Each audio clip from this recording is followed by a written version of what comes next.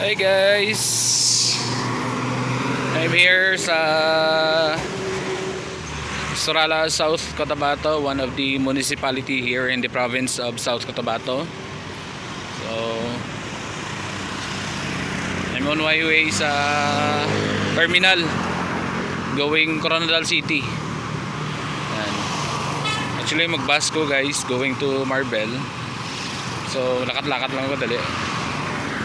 Kaya nabi may upod ko tong tiya ko mapaprente namon diri sa Surala, barangay sa zone 2 I think, zone 2 sila o zone zone 2A. Then diri sa may barangay Libertad under sa kay Cap nga Susbilla B SUSBILLA.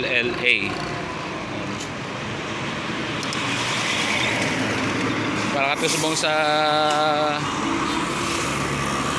Surala Public Terminal I'm on my way going to Coronadal City. Ang kuan ko lang guys, bakal naman ko dito sa bun. Anyway, balak ka guys, see you na lang sa terminal. So guys, ari ako subong sa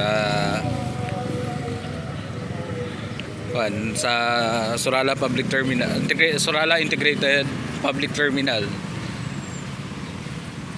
So this would be the entrance, I think. Entrance ni diri ata, hindi ko lang sure. So diri bus stop nila, mga passengers diri. And yellow bus line going to Coronadal City. Gamay lang nga short tour diri guys. Hi sir, good afternoon.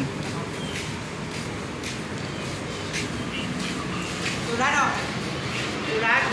Marbel ko? Hindi, sige lang. Diba? Oo. Karon lang, wala ko kadali. Hari guys, going van going to Isulan. And may Marbel man, Tiboli, may Jensen. Diri nga unit. Diri nga area van. Araw. Isulan direct ta Corong Santo Niño. Okay. Tapos pwede yung tagagi ko rin. Pwede ka lusot din lang. Ay, mukhang magaling na. Ari mga stalls 3. Ligya. Dari sa piyak is bus.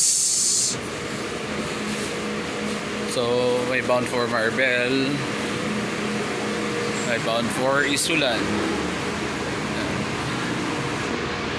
Yan. Marbel.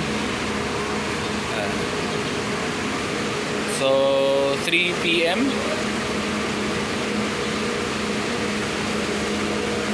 Direct. Direct Jensen.